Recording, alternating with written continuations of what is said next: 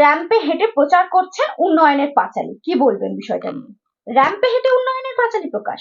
আমাদের এখানে উন্নয়নের পাঁচালী প্রত্যেক দিনই হয়। যারা 100 দিনের কাজ করে তাদেরকে বাধ্য করা হয় উন্নয়নের পাঁচালী পড়তে বা বলতে। এটা তো প্রচারের একটা মাধ্যম। উন্নয়ন যদি এতই হলো তাহলে পাঁচালী পড়ে কেন উন্নয়নের পাঁচালী করতে হবে? এত ব্যবসা সাপেক্ষে প্রচার, র্যাম্প হেলিকপ্টারে চেপে বীরভূমে যাচ্ছেন প্রচার করতে অভিষেক ব্যানার্জি। কি বলবেন এসব, মানে এত পয়সার উৎসটা কোত্থেকে আসছে? অভিষেক ব্যানার্জি তো সাধারণ একটা সাংসদ। আমাদের ওখান আমি যখন সাতগাছিয়ার এমএলএ ছিলাম তখন আমাদের ওখান থেকেই উনি সাংসদ হয়েছিলেন প্রথমবার। তারপরে এখন কটার এমপি শিপ হলেও সেটা আমার মনে নেই।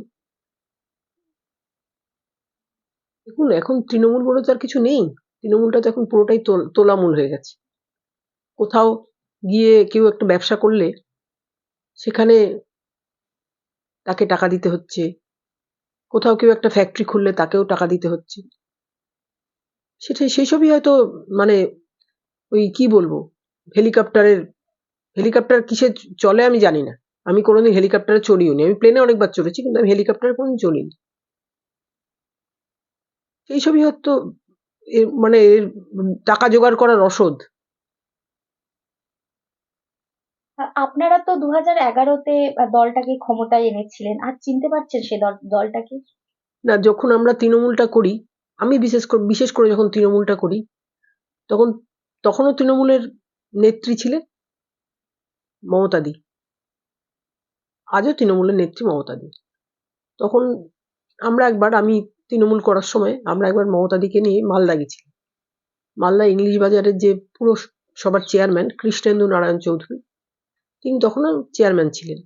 তিনি দিদির হাতে, তৃণমূলটা হয়েছে বলে তিনি দিদির হাতে তখন ক্যাশ 50,000 টাকা দিতে চেয়েছিলেন। তখন কৃষ্ণেন্দুদার ডাকনাম হচ্ছে কিষান। আমরা কিষানদাকে সে নামেই বলতাম। আমি বলতাম কিষান দা, দিদি বলতো কিষান। তখন দিদি বললেন যে কিষান, এটাতে কি আছে? তখন বলছে, দিদি আপনি তো নতুন দল গড়েছেন, এটাতে 50,000 টাকা আছে। তখন দিদি বলছে, না না কৃষ্ণেন্দু, আমি তো টাকা নিই না, আমি নেবও না। তখন কৃষ্ণেন্দু নারায়ণ চৌধুরী বলছেন, দিদি টাকা না নিলে আপনি দলটা চালাবেন কি করে? আমার ভালো লাগলো দিদির মূল্যবোধ দেখে। তারপরে প্রচার টোচার হয়ে গেল। যখন 48 আওয়ার্স বিফোর পোল, দিদি তখন এমপি ইলেকশনে লড়ছেন। দিদি খুব টায়ার্ড, প্রচার টোচার করে এসে বাড়িতে বিশ্রাম নিচ্ছে। হঠাৎ দেখি কৃষ্ণেন্দু নারায়ণ চৌধুরীর একজন সহকর্মী, তিনি কৃষ্ণেন্দুদার একটু অ্যান্টি, তিনি এসছেন। আমি তখন জিজ্ঞেস করলাম, কিরে তুই এসছিস কেন? তখন সে আমাকে ঢুক করে একটা প্রণাম করলো। তখন আমি বললাম যে, কেন এসছিস বাবু? তখন বলল যে, দিদি আমরা না সব সহকর্মীরা মিলে দিদির ফান্ডে 5,000 টাকা দেয়। দিদি কোথায়? তখন দিদি তো প্রচার করে ফিরে এসছেন, খুব টায়ার্ড। আমি বললাম, দিদি আছেন, তবে দিদি এখন বিশ্রাম নিচ্ছেন বাবু, এখন তো দিদিকে ডাকা যাবে না। তখন দিদি কথাটা কিন্তু শুনছেন। দিদির বাড়িতে তুমি কখনো গেছো কিনা জানি না, আমি তো ওই বাড়িতে 32 বছর কাটিয়েছি। তখন দিদি বললেন যে, সোনালি ও এসছে না রে? আমি নামটা এই মুহূর্তে ভুলে যাচ্ছি। আমি এখন পরে সে আমার সঙ্গে একবার পার্সোনালি মিট করেছিল। তখন আমি বললাম, হ্যাঁ দিদি ও এসছে। তখন দিদি বলছে, কি বলছো? তখন আমি, দিদি ওরা এরকম সহকর্মীরা মিলে 5,000 টাকা তুলেছে, তোমার ইলেকশন ফান্ডে দিতে আসছে। তখন ও বলছে যে, ওই তো সোনালি দিদি আছে। আমি, দিদি নেই আমি বলিনি তো একবার। দিদি আছেন, কিন্তু দিদি এই লাস্ট প্রচার করে ফিরেছেন, খুব টায়ার্ড। তখন দিদি বললে, এই আয় তো। তখন ও না এত আনন্দ হলো, দিদির পায়ে নমস্কার করে জিভে ঠেকালো, দিদি আমরা আপনাকে 5,000 টাকা দিতে এসছি, এটা একদম তোলা পয়সা না। সহকর্মীরা প্রত্যেকে 5 টাকার নোট আছে, তখন তো সব নোট অ্যাভেলেবেল ছিল। 5 টাকার নোট আছে, 50 টাকার নোট, আবার 100 টাকার নোট আছে। তখন দিদি বললেন আমাকে, এটাতে কত টাকা আছে? আমি বললাম, দিদি ওরা 5,000 টাকা এনেছে বলছে তো। তখন বলছে যে, শুনলে এটা নেই। দিদি অত টাকারই আমাকে ফুলের মালা কিনতে দিলে। ও তো খুব খুশি হলো। তখন আমি বলছি যে দিদি এত টাকার ফুলের মালা কি হবে? তখন দিদি বলে সব ঠাকুরের ফটোতে পড়া। আমি বললাম আচ্ছা। আমি মালা কিনতে চলে গেলাম। আমি টালিগঞ্জ স্টাম্প ডিপোতে গিয়ে যখন বলছি যে অত টাকার মালা দাও তো, তখন আমার অত ফুল কেনার অভ্যাস নেই। তখন বলছেন ফুলওয়ালা যে ভাই, সে বলছেন যে আপনি এত টাকার মালা নেবেন? আমি তখন বললাম হ্যাঁ দাও না। কেন? তোমাকে তো আমি টাকা দিচ্ছি, আমি তো বিনা পয়সায় নিচ্ছি না। বললো ঠিক আছে দিদি দিচ্ছি। তারপরে দিলেন, আমি এনে সবাইকে পড়ালাম। তখনও দিদির মা কিন্তু বেঁচে। এটা কিন্তু আমি তৃণমূল শুরু হওয়ার একদম শুরুর দিকের কথা বলছি। তখন দিদির বাবা মারা গেছেন 1972 সালে 9 ফেব্রুয়ারি। তারপর তার বাবার গলাতেও মানে ফটোতেও মালা পরানো হলো। সবাইকে মালা টালা পরিয়ে তারপরে দেখা যাচ্ছে কিছু টাকা উদ্বৃত্ত। তখন ছিল মূল্যবোধ। দিদি বলতেন আমরা কোথাও গেলে, যে সংগঠনের ব্যাপারেও যেতাম, কোথাও কিন্তু পয়সা তুলবি না। তখন এই তো আমার বাড়ি, আমি তোমাকে 10 বছর বাদেও এই বাড়িতে আসতে আমন্ত্রণ জানাবো, তখন হয়তো আমি বেঁচে থাকবো না। অবশ্যই আমি তো আমার 60 বছর ছুঁই আমি মারাই যাব। কিন্তু আমি 4 বারের এমএলএ ছিলাম, 1 বার ডেপুটি স্পিকার ছিলাম। দিদি আমাকে ডেপুটি স্পিকার করেছিলেন। আর কিভাবে পয়সাটা কালেক্ট করতে হয় সেটা আমি এবং আমার স্বামী 2 বারের কাউন্সিলর ছিলেন এখানকার। তারপরে এই সিটটাকে মহিলা করে দিল। একবার তো আমি মহিলা মানে হওয়া থেকে সেই সিটটাকে বাঁচালাম। তখন কমিশনার ছিলেন খলিল আহমেদ। আমি গিয়ে বললাম সাহেব আমার হাজবেন্ড তো 40 নম্বর ওয়ার্ডে কাউন্সিলর। তখন বললাম ম্যাডাম আমি জানি। তখন আমি বললাম ওই সিটটা এবার মহিলা হয়ে গেছে, কিছু কি করা যাবে না? তখনও রোস্টার বেরোয়নি। বলে 41, মানে খলিল আহমেদ তো মুসলিম সম্প্রদায়। বলে 41? আমি বললাম না 40 বললো হ্যাঁ আমাদের রোস্টার বেরিয়ে গেছে। আমরা হ্যাঁ বেরিয়ে গেছে। তবে সেবারে করলাম, মানে এই ওয়ার্ডটাকে বাঁচালো গেল। তারপরে কি যেন বলল, তারপরে এই ওয়ার্ডটা বারবারই মহিলা হয়ে যাচ্ছে। এই তো আমার বাড়ি। হ্যাঁ আমার বাড়িতে প্রত্যেকটা ঘরে বলবো না, তবে মোটামুটি সবকটা ঘরেই এসি আছে। এসি তো এখন বিলাসিতা নয়, এসি এখন একটা নিড। সারাদিন পরিশ্রম করে মানুষ এসিতে ঘুমান। আর এখন বর্তমান তৃণমূল বলতে পারবো না গো, আমি তখন আর তৃণমূল করি না মানে তৃণমূল আমাকে ত্যাগ করেছে, আমি তৃণমূলকে ত্যাগ করি। তারপরে খুব অভিমানে আমি বিজেপিতে চলে গেছি। বিজেপি তখন আমাকে অফার করেছিল। আমি তো সাতগাছিয়া কেন্দ্রে 4 বারের এমএলএ ছিলাম। আমাকে কৈলাস বিজয়বর্গী বলেছিলেন যে আপনি কেন বিজেপির টিকিটে সাতগাছিয়া থেকে দাঁড়াচ্ছেন না? তখন আমি বললাম সাহেব আমি তো বিজেপিকে সাতগাছিয়া কেন্দ্রে আমি তো বিজেপির ডঙ্কা বাজিয়ে দিয়ে এসেছি। তখন কিন্তু বিজেপি অফিসে বসা। তখন কৈলাস বিজয়বর্গী বলছে আপনি তো বিজেপি অফিসে বলছেন যে আপনি বিজেপিকে ডঙ্কা বাজিয়ে দিয়েছেন। বললাম অফকোর্স। আমি একটা বাজার উদ্বোধন করতে গেছি, আমি তখন লোকাল এমএলএ। তখন দেখি বাজারে ডিম বিক্রি হচ্ছে। তখন আমি বলছি ও ডিমওয়ালা দাদা তোমার ডিম কত করে? তখন শীতকাল। তখন বলছি যে এই তো ডিম দিদি 5.5 টাকা করে। তখন আমি বলছি হায় দেখো, কারণ আমতলাতে হায় কথাটা খুব চলে। তখন সবাই আমার দিকে তাকাচ্ছে। আমি বললাম 5 টাকায় তো মমতা দি মা ক্যান্টিন খুলেছে, ডিম ভাত দেয়, সঙ্গে সবজি টবজি থাকে। এটা বিজেপি কল্পনাও করতে পারবে না। তখন আমার সঙ্গে জেলা সভাধিপতি শামীম মাসে কারো সব পাশের কেন্দ্রের এমএলএরা সব ছিল, সব হাসাহাসি করছে, সবাই হাততালি দিল। আমি বললাম আমি যদি বিজেপির টিকিটে লড়ি সাতগাছিয়া থেকে, তাহলে তো আদি বিজেপি আর নব বিজেপি হবে।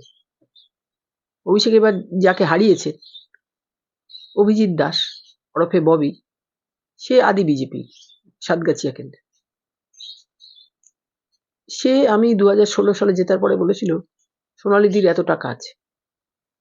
আমি তখন ববিকে একটু ব্যঙ্গ বিদ্রুপ করে বলেছিলাম যে গর্ধবটা জানেও না, আমার ছেলে নয় আমার মেয়ে। আলটিমেটলি তাই হলো। বিজেপি স্ট্যান্ডই করতে পারল না। কিন্তু বিজেপি কিন্তু এবার ক্ষমতায় আসবে। 2026 ইলেকশন হলে বিজেপি অবশ্যই আসবে, কারণ মানুষ এই অনাচারের বিরুদ্ধে, এই ভ্রষ্টাচারের বিরুদ্ধে, ব্যভিচারের বিরুদ্ধে মানুষ কিন্তু আওয়াজ তুলে দিয়েছে অলরেডি। দিদি, মমতা ব্যানার্জিকে আপনি যে বললেন এক সময় সততার প্রতীক বলে প্রচার করতেন, আজ তার নামের পাশে ফাইল চুরি, চাকরি চুরি, মানে কত ধরনের চুরির অপবাদ লেগে গেছে। কিভাবে দেখছেন বিষয়টা? একদম ভালোভাবে দেখছি না, কারণ যে মমতা ব্যানার্জিকে আমি চিনতাম তিনি ছিলেন মানুষ, মানে এখন তিনি মানুষই আছেন, কিন্তু তিনি তখন ছিলেন মুখ, আর এখন হয়ে গেছেন মুখোশ। আমরা শুনেছি চুরি করে কেউ বালি খায়, মানে কথার কথা যে বালি চোর, পাথর চোর, কয়লা চোর। মমতাজি তো পায়খানা খান, পায়খানা খান মানে পায়খানা জন্য যে কেন্দ্রীয় সরকার থেকে যে টাকাটা পাঠানো হয় তিনি সেটাও চুরি করেন, দিয়ে তো মেধাও চুরি করেন। আমার এই মেয়েটা বলে, মা আমাকে তোমরা পড়াশোনা করতে বলছো, পড়াশোনা করে কি হবে? তখন আমি বললাম, কেন বাবু, পড়াশোনা করলে তুই বড় হবি, তুই মানুষ হবি, তুই ভালো চাকরি পাবি, তোর বিয়ে দেবো আমরা। বলছে, মা বিয়ে টিয়ে তো ছাড়ো, চাকরি তো ছাড়ো, পড়াশোনা করে তো আমাকে রাস্তায় বসে থাকতে হবে। কত হাজার হাজার ছেলে মেয়ে টেট পাস করে রাস্তায় বসে আছে, আর আমি যাই করি, তুমি পলিটিক্যাল হও আর পাপাই ওর বাবাকে পাপা বলে, পাপা পলিটিক্যাল হোক, আমি কিন্তু কোনো পলিটিক্সে যাব না। দিদি, আইপ্যাকের সবুজ ফাইলে কি ছিল? এইভাবে ফাইলটা কেড়ে নিয়ে নিতে থেকে মুখ্যমন্ত্রী কি ছিল, এমন কি ছিল যে মুখ্যমন্ত্রী তড়িঘড়ি করে সেই ফাইলটা কেড়ে নিতে হলো? দেখুন, আইপ্যাক তো আগে চালাতেন প্রশান্ত কিশোর, এখন বোধহয় তার মালিকানা, মানে মালিক বদল হয়েছে, এখন তো প্রতীক জৈন বলে কেউ একজন আইপ্যাক চালান। প্রতীক জৈনের সঙ্গে আমার খুব একটা পরিচয় নেই পার্সোনালি। আমি প্রশান্ত কিশোরকে আমরা মিট করেছি, সুব্রত মুখার্জি তখন বেঁচে। সুব্রত মুখার্জি বলতেন, ওনার ডাকনাম ছিল পিকে, মানে ওনাকে শর্ট ফর্মে পিকে বলা হতো। তখন সুব্রত মুখার্জি বলতেন, কিশোর কুমার আসছে, মানে প্রশান্ত কিশোরকে একটু তাচ্ছিল্য করে বলতেন, কিশোর কুমার আসছে। আইপ্যাকের তো আমি কর্মী নই, বা আইপ্যাকের আমি জানি আইপ্যাক আমাদের, আমরা যেবার 2021-এ আমাকে যেবার দল থেকে, মানে তৃণমূল থেকে যেবার টিকিট দেওয়া, মানে বাদ দেওয়া হলো, সেবার আইপ্যাকের লোকেরা সাতগাছিয়ায় ভিজিট করেছিল। আমাকে একটা দিল্লির চ্যানেল ট্রু নিউজ বলে, তার সিও, চিফ এক্সিকিউটিভ অফিসার এসেছিলেন রাজেন গুহ বলে। তো তিনি বললেন যে, আপনাকে কেন টিকিট দেওয়া হয়নি বলুন তো। আমি বললাম, কেন? বললো, আপনি নাকি কাটমানি খান। হ্যাঁ, কাটমানি খাই? তাহলে তো সাহেব আপনাকে বসতে দিতে হলে তো আমি আরামকে দ্বারায় বসতে দিতাম। মানুষ তো কাটমানি মানে আমি এটা বুঝি ভালোভাবে, পয়সা, তো পয়সা নিলে তো আমি স্বাচ্ছন্দ্যে থাকবো। তখন বলছে যে ওই জন্যই আপনাকে টিকিট দেওয়া হয়নি। তখন আমি বললাম হাত জোর করে যে, দেখুন, আমার এই ঘর, এই বাড়ি, আমার স্বামী দুবারের কাউন্সিলর ছিলেন, আমি 4 বারের এমএলএ, একবার ডেপুটি স্পিকার ছিলাম। তো আমার মেয়েটাকে আজকে আমরা স্কুল ছাড়িয়ে দিতে বাধ্য হলাম।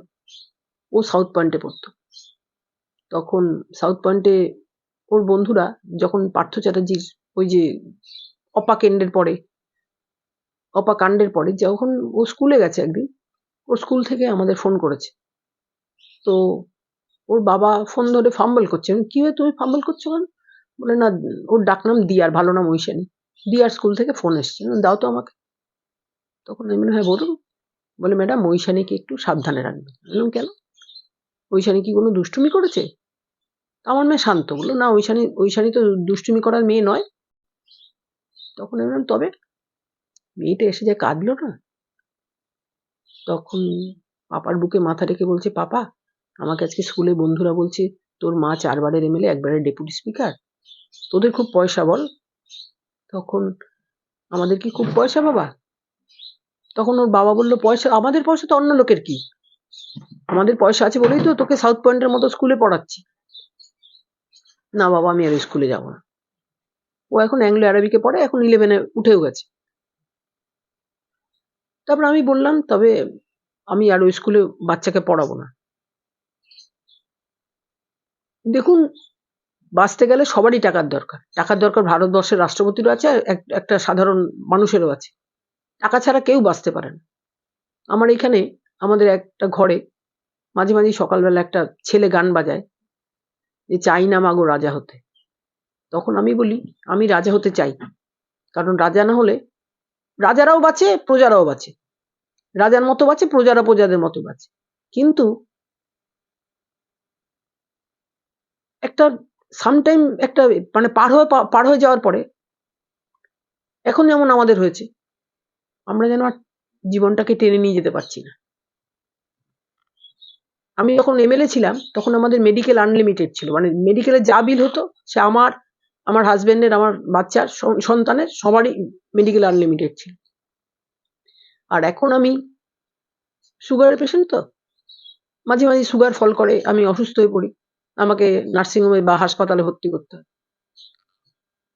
এখন আমার হাজবেন্ড বলে, সোনালি তোমার ওষুধ কিনতে কিনতেই তো আমি শেষ হয়ে যাচ্ছি। আমি বলি, আমি বুঝেছি বাবু, আর এখন আমি আর মেডিকেল বিল পাই না।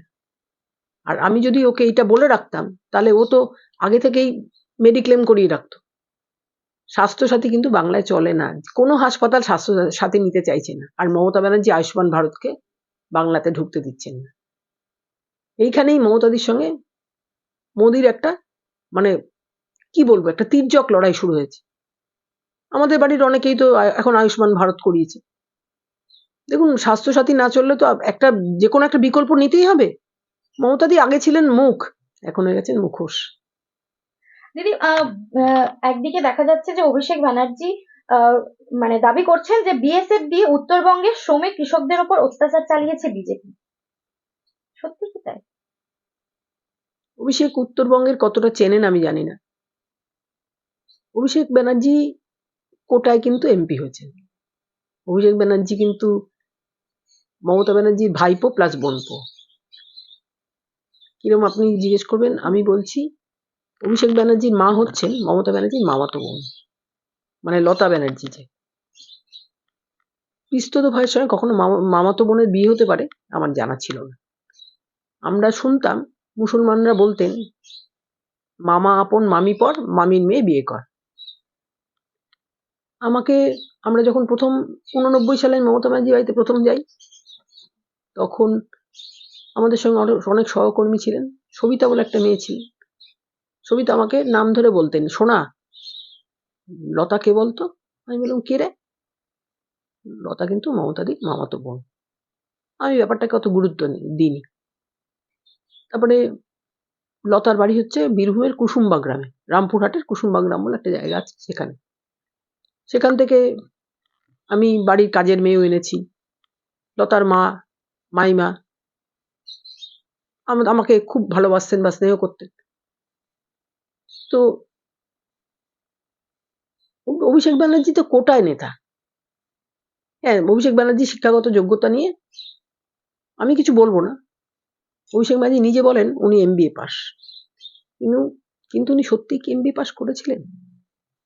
মমতা ব্যানার্জি যখন আমাদের যাদবপুর কেন্দ্রে প্রথম দাঁড়ালেন 1984 সালে, যখন ইন্দিরা গান্ধীকে হত্যা করা হলো, after assassination of Indira Gandhi, তখন আমরা সবাই লিখেছিলাম ডক্টর মমতা ব্যানার্জি। তারপরে সিপিএম সেটাকে নিয়ে এমন ঘোল ঘাটলো, 89 সালে উনি একজন সাধারণ বলবো না, উনি প্রথম হারিয়েছিলেন সোমনাথ চট্টোপাধ্যায়কে, তখন লিখেছিলেন ডক্টর মমতা ব্যানার্জি। আর উনি হারলেন যার কাছে, তিনি সোমনাথ চট্টোপাধ্যায়ের মতো অত বড় মাপের লিডার ছিলেন না, তিনি মালিনী ভট্টাচার্য। তখন আমি বলছি আমাদের কাউন্সিলরকে যে, রত্নাদি, কাউন্সিলর এখন রত্নাসুর, তখন আমি বলছি, রত্নাদি এখন এবার ডক্টর লিখবো না, আমরা তো বাঙাল। রত্নাদি কয়, না, শুধু মমতা ব্যানার্জি লেখ। আমি যখন গেলাম 89 সাল থেকে আমি ওনার ঘরে রেগুলার, মানে প্রত্যেক বাড়িতে রেগুলার যাই। আর তখন আমি ওনার সঙ্গে যারা থাকতেন, অশোকা, ঝর্ণাদি, তাদেরকে জিজ্ঞেস করলাম যে, হ্যাঁ রে, মমতাদি কি থিসিস করেছিলেন? তখন অশোকা বললেন, হ্যাঁ করেছিল তো, মমতাদি তো থিসিস করেছিল, আমি আর ঝর্ণাদি তো যেতাম। কিন্তু জর্জিয়া বিশ্ববিদ্যালয় বললেন কি কোনো বিশ্ববিদ্যালয় নেই। মানে মমতাদি প্রথম থেকেই জালি কাজ শুরু করলেন, নিজের ভোটারদের উনি বিড়ম্বিত করলেন। আমরা তো তৃণমূল কংগ্রেস প্রতিষ্ঠা করেছিলাম, মমতাদি ছিলেন তৃণমূল কংগ্রেসের দেবকী। আমরা হাজার যশোদা মিলে, আমি তমনাস ঘোষ এখন মারা গেছেন, ফলতার এমএলএ ছিলেন।